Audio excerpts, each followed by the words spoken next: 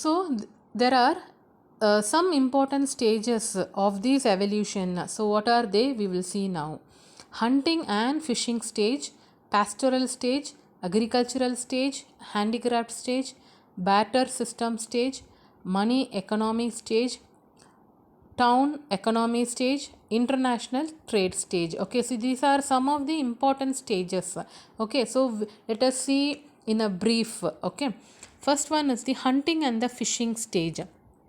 So it was the earliest stage of human civilization. So this was the first stage of the human, that is our civilization. So during the stage, man was wanderer. That means he never have a permanent place to live. Okay, he used to wander here and there. So there was no fixed place for him. He moved in groups from one place to another in search for food. So they hunted animals for food. Fishing was also carried out by them. So they hunted animals, and fishing was also a main thing which was carried out by them. So they gathered fruits, roots and nuts for food. So they lived in caves or hollows of trees. So, okay, so they made a hollows in the hole in the trees. Okay, so they covered their bodies with the leaves or the skin of the animals to protect their bodies from the sun, wind and rain. So they used what they used the skin of the animals as well as the leaves to cover their bodies. So in this stage no economic activity existed. Okay, so no economic activity was there in this hunting and fishing stage. Okay, hope I think you have understood what the description they have given about this stage. Okay, so the next stage is the pastoral stage. Pastoral means nothing but the land which is used for keeping or grazing of sheep or cattle. Okay, they used to feed the cattle. Okay, by giving the grass. So pastoral stage, during the stage people learned domestication of animals. So in this stage only they started to grow, that is they started to grow up the animals. So in the beginning cattle, sheep and goats were reared. Okay, these animals provided food to eat and skins to cover their body. So how they have been used, the cattle and the sheep, by eating their flesh, and they by using the skins of the animals to cover their bodies. So they moved from one place to another in search of grasslands. Grasslands are nothing but the area in which vegetation is dominated by the grass. So all over there will be only grass. Okay, though man had reached some higher level in development, commerce did not exist. So in this stage also, commerce was not exist. Okay, so next stage is the agricultural stage. After several years of pastoral stage, people learned the art of growing some crops. So after the pastoral stage, okay, they started, who the people started to grow the some crops. Okay, so they started living at a fixed place. They started to live in a particular place. So they lived in groups. Okay, commercial activities started. That means the trade. So some of the trades or some of the utilizing thing, they have started it.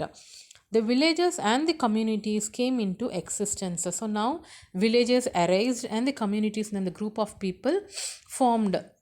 Okay, so simple form of division of labor started. So okay, they started to live in a group, and there was a labor community over in this stage. Okay, so next stage is the handicrafts stage. The agriculturist wanted some tools or implements. Implements are nothing but tools only. Okay, utensils, the equipments which were be used by the agriculturist. Okay, so they wanted houses to live. To fulfill these requirements, some people engaged themselves in making tools and also to construct houses. So they were called as craftsmen. Okay, so who were called as craftsmen? The people who made the tools. Okay, so gradually a body of these professional craftsmen, such as carpenters, blacksmiths are nothing but the person who make the silver items, silver materials. Okay, weavers, builders came into existence. So these were some of the professionals who came in this handicraft stage. So they carried on the production of goods in their houses and supplied to the agriculturist. Okay, so in return the agriculturist provided them with their requirements. So that means, so the what are those requirements, what are those needs required by the carpenters, blacksmiths, weavers, builders have been fulfilled by these agriculturists. Okay, so now in this stage the barter system of exchange came into existence. Okay, so in this handicraft stage itself the barter system of exchange came. So now let us see what is that barter system of exchange. Okay, barter system stage, the division of labor enabled quick production of goods. Okay, so the goods produced were directly exchanged. So the goods which have been produced by the workers have been exchanged among themselves. So the direct exchange of goods for goods or other things is called as the barter system of exchange. So in those times the people used to exchange the goods, okay, in turn of goods or some other things. So that is said to be barter system of exchange. Okay, so there were some problems which has been raising in this exchange. So there have been listed some of the problems of the barter system of exchange. So let us see that. Okay, lack of double coincidence of wants, that means what? So there was some lacking, that is dipping down. What was that? Disadvantage.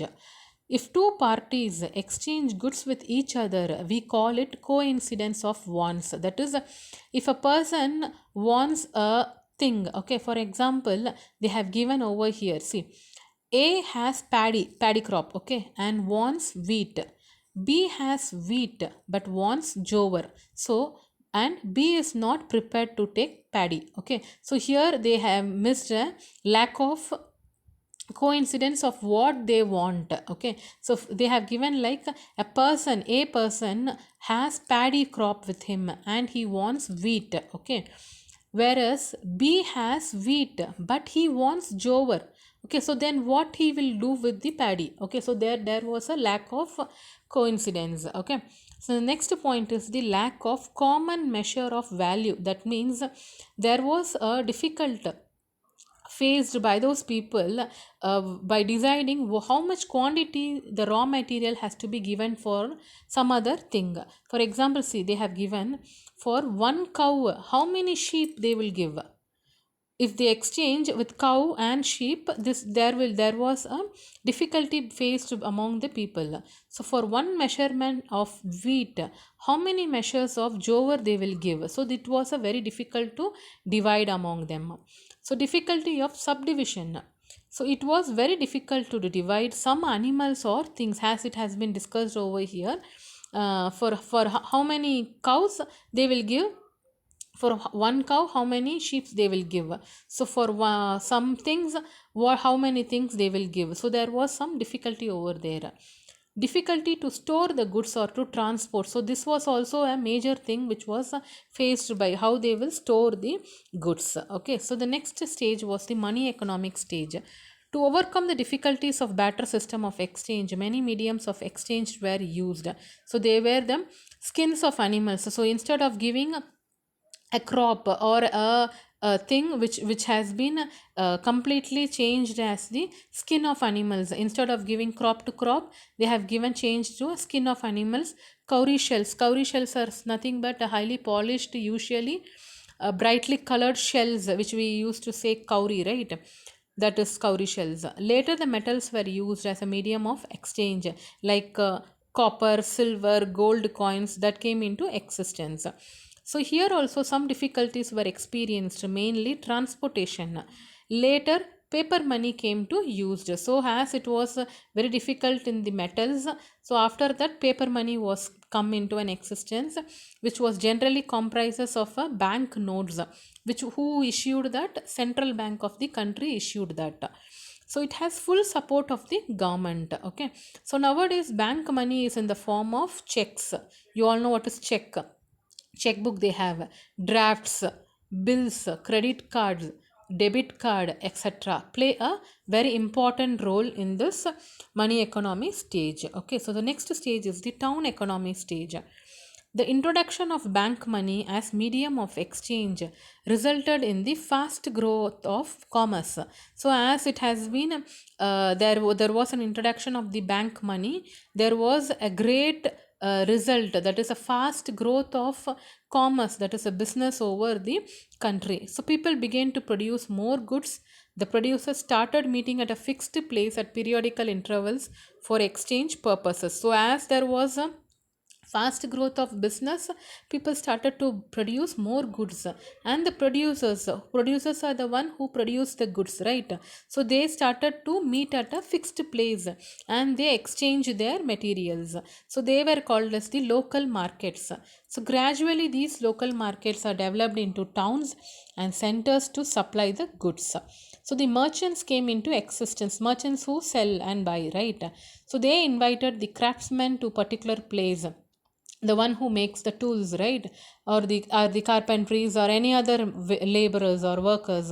They collect the raw materials and started producing the finished products and supplied to the consumers are the we use it, right? So during this stage commerce developed largely and markets extended far and wide. So in this stage the markets has become far and wide, it has been expanding its profit all over the country. Okay, so next part is the international trade stage. Geographical discoveries took place during 15th and 16th centuries. Columbus discovered America, as we know that. Vasco da Gama discovered the new sea route to India. Magellan, a Portuguese navigator is the one person who travels or explores by the sea. Okay, so he, with the help of the king of Spain, set a sail to circumnavigate the world, that is around the world. He just wanted to round the world. So he crossed over the southern cape of South America and reached the Pacific Ocean. He reached Philippine Islands, so it is situated in the Southeast Asia part. Okay, Philippine, and was killed by the locals, the people who lived over there. But only his ship named Victoria returned to Spain after 3 years. Okay, so this was the first ship which sailed around the world, and this is what we say Magellan was the first whose ship sailed around the world. Okay, so this is said to be very popular saying. Okay, so, the Industrial Revolution, which took place in England, and geographical discoveries helped for large scale production of goods, not only for the local marketers but also for other countries. So, as by day, the Industrial Revolution was overall, like it has been producing a large scale of goods, not only in the local but also in the other countries worldwide. So the standardized goods were produced with the help of machines. Okay, what is standardized goods means? The goods which are of the same and the similar size or shape or quantity. Okay, so these were be used by produced with the help of machines. So the revolution in transportation and communication helped for the expansion of markets. So revolution is nothing but the uprising or the sudden change in the transportation and the communication, which was very much helpful in the expansion of markets. So the production of goods was carried out not only by the national markets but also for the international markets. Okay, so with this after this we don't have this topic in our syllabus. Okay, this one as well as this one, the development of commerce during 21st century. Okay, so with this we finished this chapter. I hope you have understood this. If you have any doubts regarding this, you can kindly ask me. Okay, so with this I will be sending some of the word meanings so that it will be easy for you to refer the lesson. Okay, thank you.